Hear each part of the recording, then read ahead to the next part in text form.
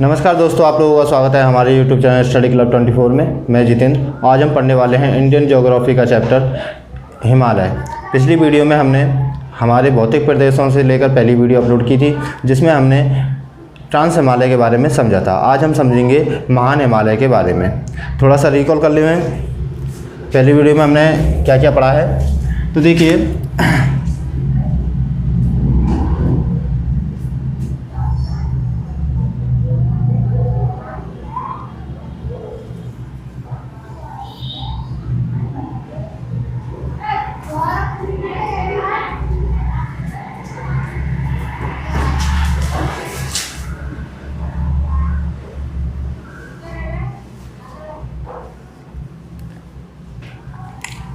जी हमारे भारत में अगर हम बात की जाए हिमालय की, तो हिमालय को 5 भागों में बांटा जा सकता है। पिछली वीडियो में हम समझा था 5 भागों में बांटा जा सकता है। कौन कौन से? पहला है ट्रांस हिमालय,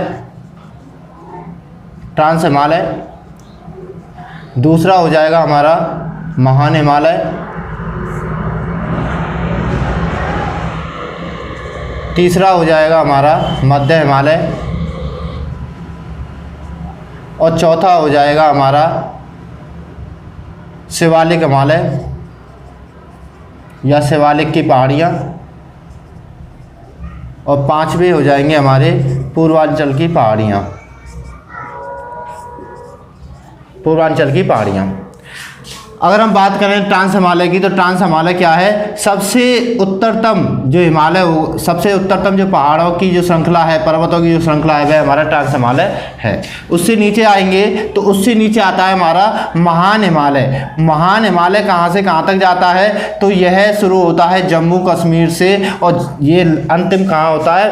अरुणाचल प्रदेश में। ठीक है, सबसे बड़ा है, सबसे बड़ी पर्वत श्रृंखला इसमें आएंगी। आज हम इसी को पढ़ने वाले हैं।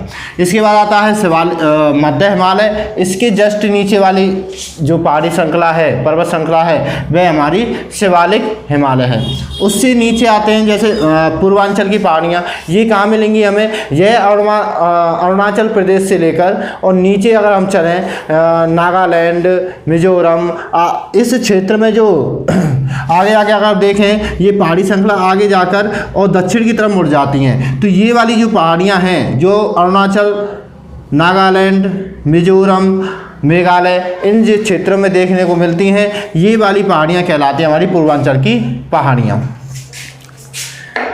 तो हमने कल देखा था ट्रांस हिमालय को। ट्रांस हिमालय की जो पर्वत श्रृंखलाएँ हैं, वह हमें मिलती हैं यहाँ पर, यहाँ से। और इसके 3-4 भाग हैं। कौन कौन से हैं? तो एक हो जाएगा हमारा काराकोरम, एक दूसरा हो जाएगा हमारा लद्दाख पर्वत श्रेणी, तीसरा हो जाएगा हमारा कैलाश पर्वत और चौथा हो जाएगा हमारा जस्कर पर्वत। ये चार पहाड़ियाँ हैं। सबसे ऊपर तब मिलती है हमारी काराकोरम, उससे नीचे है लद्दाख, जो कि लद्दाख में है। इसके बाद आती है कैलाश। कैलाश कहाँ है? तिब्बत में है। और उससे नीचे, इस लद्दाख से नीचे जस्कर पर्वत श्रेणी हमें मिलती है।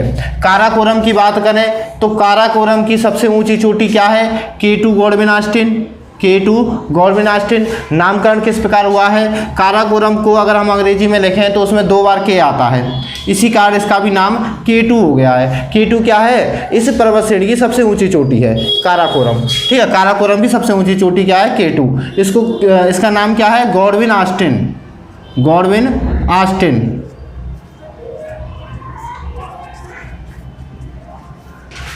गॉडविन ऑस्टिन इसका नाम है। ये सबसे उत्तरतम है और पामीर के पठार से शुरू होती है। पामीर के पठार से शुरू होती है और कहाँ तक जाती है? गिलगिट नदी तक। कहाँ तक? गिलगिट नदी तक जाती है, गिलगिट नदी तक जाती है। इसके बाद बात करें तो इससे नीचे कौन सी है पर्वत श्रेणी? लद्दाख पर्वत श्रेणी है, लद्दाख में पड़ती है। इसकी सबसे ऊंची पर्वत कौन सी है? तो इससे सबसे ऊंची पर्वत है राकापोसी, ये हमने पढ़ा था। इसके बाद आए कैलाश पर्वत। कैलाश पर्वत कहाँ पर है? तो कैलाश पर्वत हमारा तिब्बत में है। किस लिए प्रसिद्ध है? ये शिव के, यहाँ बताया था कि शिव का परिवार रहता है, तो इस कारण से ये प्रसिद्ध है। तो ये चीज़ें हमने पिछली वीडियो में की थी। आज हम बात करेंगे महान हिमालय के बारे में। अगर बात करें हम महान हिमालय की, महान हिमालय कहाँ पर मिलता है, ये हमें कहाँ से कहाँ तक फैला है, तो ये फैला है नंगा पर्वत से, नंगा पर्वत से वारुआ पर्वत तक, नंगा पर्वत से वरुआ पर्वत तक। नंगा पर्वत कहाँ है, तो नंगा पर्वत हमारा जम्मू कश्मीर में है। यहाँ से ये पहाड़ी शुरू होती है और जम्मू कश्मीर से होती हुई अरुणाचल प्रदेश तक जाती है। अरुणाचल प्रदेश में एक पर्वत है जिसका नाम है बरुआ पर्वत। तो कहाँ से कहाँ तक जा रही है ये नंगा पर्वत से शुरू होती है और नंगा पर्वत कहाँ है, जम्मू में। ठीक है, तो ये जम्मू से लेकर अरुणाचल प्रदेश तक जाती है। ठीक है, अरुणाचल प्रदेश तक जाती है, जम्मू से अरुणाचल प्रदेश तक जाती है। कहाँ से, कौन से पर्वत से शुरू होती है, तो नंगा पर्वत से लेकर बरुआ पर्वत तक ये जाती है। ठीक है, इसको महान हिमालय क्यों कहा जाता है? महान हिमालय इस कारण से कहा जाता है कि विश्व की सबसे ऊंची चोटियाँ जो मिलती हैं, प्रमुख चोटियाँ इसी पर्वत श्रृंखला में मिलती हैं, महान हिमालय श्रृंखला में हमें देखने को मिलती हैं। जैसे बात करें माउंट एवरेस्ट, माउंट एवरेस्ट हमें कहाँ मिलेगा, महान हिमालय में मिलेगा। दुनिया की सबसे ऊंची चोटी है, ऊंचाई की बात करें तो कितनी हो जाएगी हमारी, 8,850 किलोमीटर। ठीक है, 8,850 किलोमीटर इसकी ऊंचाई हो जाएगी। तो जैसे विश्व की प्रमुख चोटियाँ यहाँ मिलती हैं, विश्व की प्रमुख चोटियाँ यहाँ पर मिलती हैं। ऊंची चोटियाँ कौन कौन सी मिल रही हैं, तो देखिए माउंट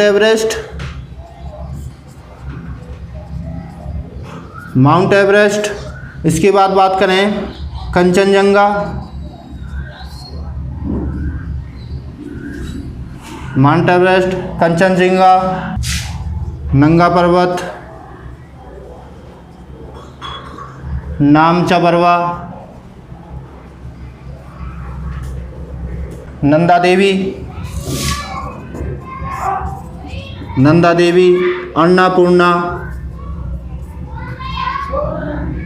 अन्नपूर्णा, इसके बाद बात करें तो चॉयओए,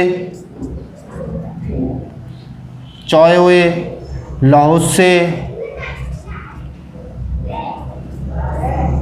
इसके बाद बात करें तो मकालू, अकालू, मंसालू, कालू, भालू, सब यहीं पे मिलते हैं।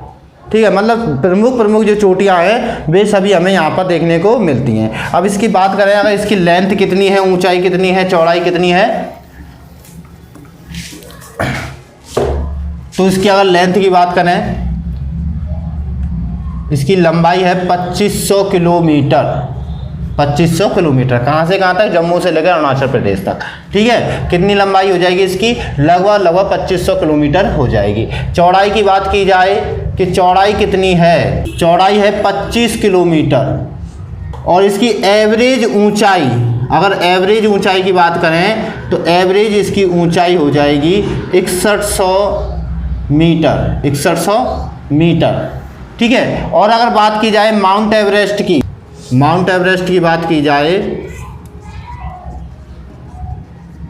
तो इसकी ऊंचाई कितनी है, 8,850 किलोमीटर। और ये दुनिया की सबसे बड़ी चोटी है, जो कहाँ पर है, ये हमारे नेपाल में है। कहाँ पर है, नेपाल में है। और अब बात की जाए भारत की सबसे ऊंची चोटी की, तो वो क्या है, K2 गॉडविन ऑस्टिन है। ठीक है, तो नेपाल में है ये और सबसे ऊंची चोटी है। इसके बाद बात की जाए कंचनजंगा कहाँ पर मिलेगी हमें, कंचनजंगा इसी पर्वत श्रृंखला में मिलेगी। ये कहाँ है, ये भारत के अंतर आती है। कंचनजंगा कहाँ आती है, भारत के अंतर्गत आती है। और अगर बात की जाए कि भारत के अधिकार क्षेत्र में आने वाली सबसे ऊंची चोटी कौन सी होगी, तो वह कंचनजंगा होगी। ठीक है, आपको ये चीज़ें मैंने कल बता दी थी। तो सब भारत के सबसे बड़ी चोटी भारत के अधिकार क्षेत्र में वो कौन सी है, तो वो कंचनजंगा है। बात करेंगे K2 Godwin Austen trans Himalaya का हिस्सा है। और यह कहाँ है, ये पीओके क्षेत्र में है, पाक अधिकृत कश्मीर के अंतर्गत आती है। ठीक, इसके मध्य में सर्वाधिक मात्रा में दर्रे देखने को मिलते हैं हमें। दर्रे क्या होते हैं, दर्रे को समझें, अगर किसी पर्वत श्रृंखला के मध्य में एक एवरेज ऊंचाई होती है उनकी, एक एवरेज ऊंचाई।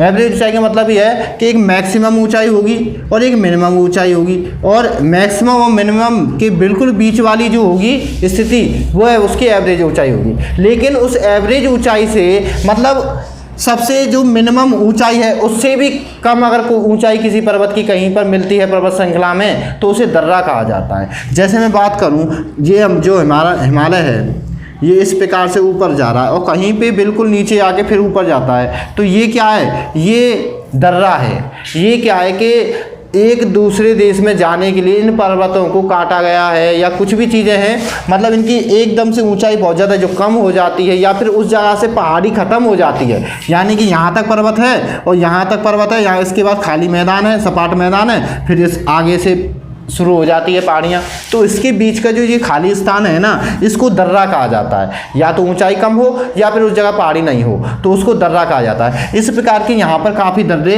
प्रमुख दर्रे यहाँ पर पाए जाते हैं। ठीक है, कौन कौन से दर्रे हो जाएंगे,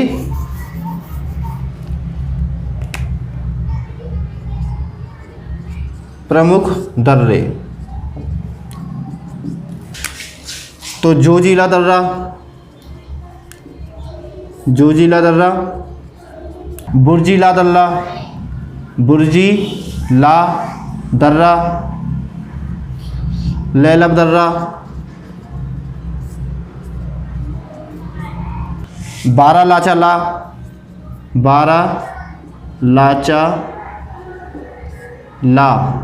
दर्रा।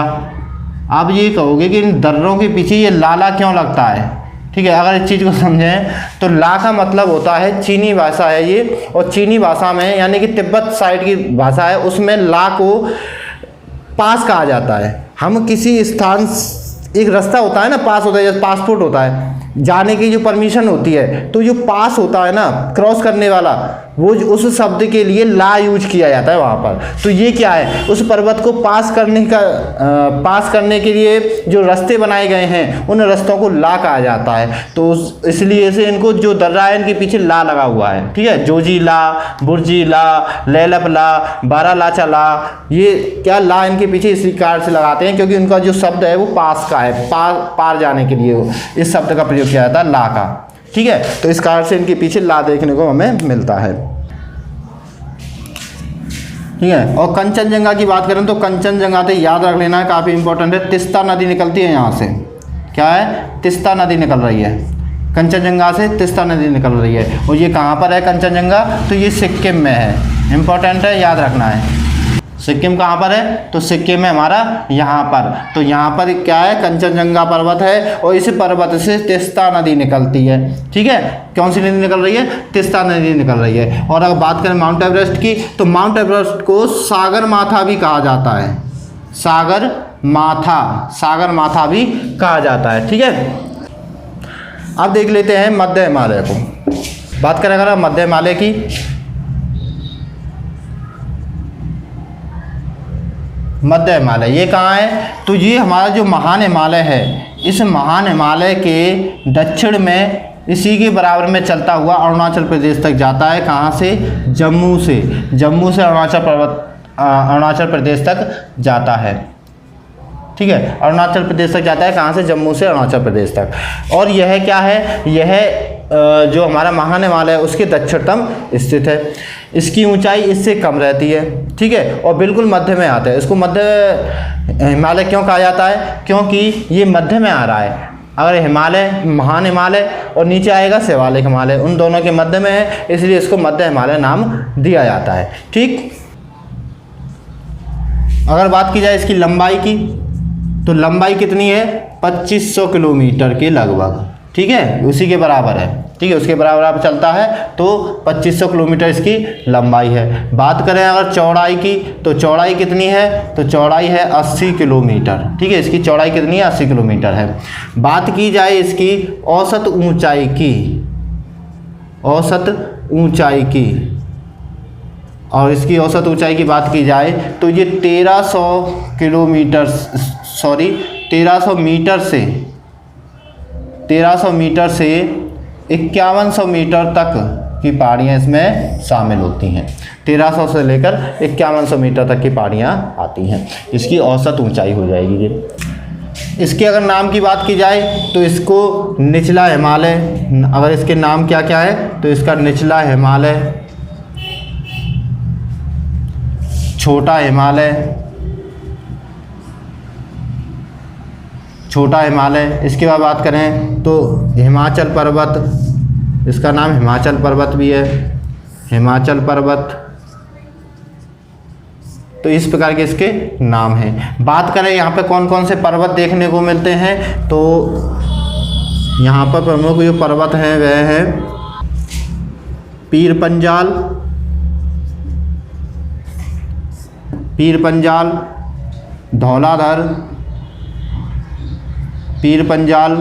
धौलाधर, मसूरी, नागटिब्बा,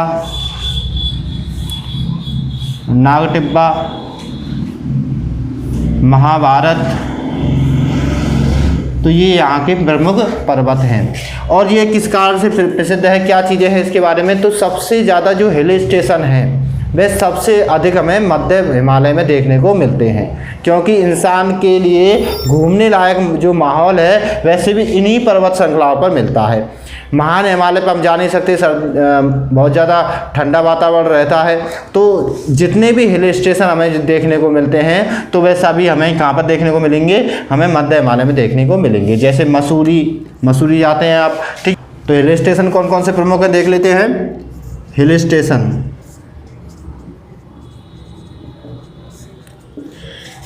तो कुल्लू मनाली, शिमला, मसूरी, रानीखेत, डलहौजी,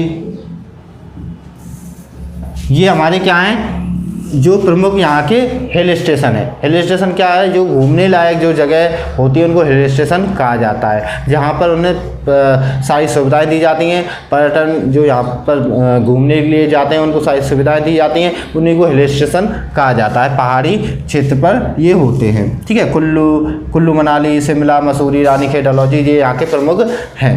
यहाँ कुछ घास के मैदान पाए जाते हैं, ठीक है। उनका अलग अलग क्षेत्र में अलग अलग प्रकार के नाम दिया जाता है, उन्हें देखते हैं।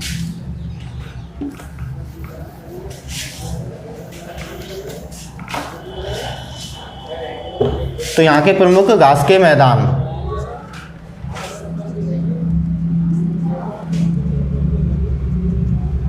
तो जिस प्रकार ये पर्वत है ना, इस पर्वत के उत्तरी ढलान में, उत्तरी ढलान कौन सा हो जाएगा, इस वाला, ये यहाँ पर मान के चलो पर्वत है, उसका ढलान किधर होगा, उत्तरी ढलान ये होगा, है ना, और दक्षिणी ढलान इधर होगा। तो उत्तरी ढलान में क्या कहा जाता है,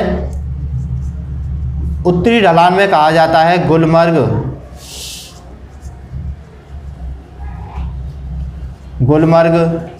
सोनमर्ग, तानमर्ग। तो इस प्रकार के नाम हमें इनके घास के जो मैदानों के नाम है हमें गुलमर्ग, सोनमर्ग, तानमर्ग प्रकार के हमें देखने को मिलते हैं। बात करें दक्षिण की, दक्षिण ढलान पर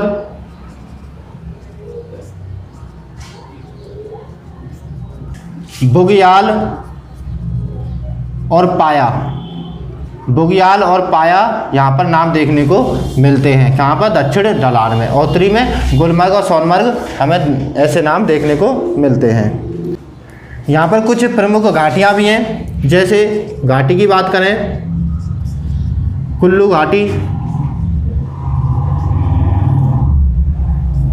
कश्मीर घाटी, कुल्लू घाटी, कश्मीर घाटी, कांगड़ा घाटी, इस प्रकार की कुछ प्रमुख घाटियाँ भी यहाँ पर हैं। कुल्लू घाटी, कश्मीर घाटी और कांगड़ा घाटी भी यहाँ पर हैं। तो आज की वीडियो को यहीं पर समाप्त करते हैं। रह गई हैं शिवालिक पहाड़ियाँ और पूर्वांचल की पहाड़ियाँ, उनको हम कल पढ़ाएंगे, अगली वीडियो में लेके आएंगे। अगर आपने हमारी पुरानी वीडियो नहीं देखी है तो उनकी लिंक आपको डिस्क्रिप्शन बॉक्स में मिल जाएंगी। अगर आपने नहीं देखी तो बिल्कुल देखिए। अगर आपको हमारी वीडियो पसंद आती है तो लाइक करें, दोस्तों को शेयर करें और चैनल को सब्सक्राइब करें। उसके बगल में आने वाले बेल आइकन को प्रेस करें, जिससे कि हमारी आगे आने वाली जितनी भी वीडियो हैं उनकी नोटिफिकेशन आप तक पहुंच जाए। इसी के साथ धन्यवाद। जय हिंद।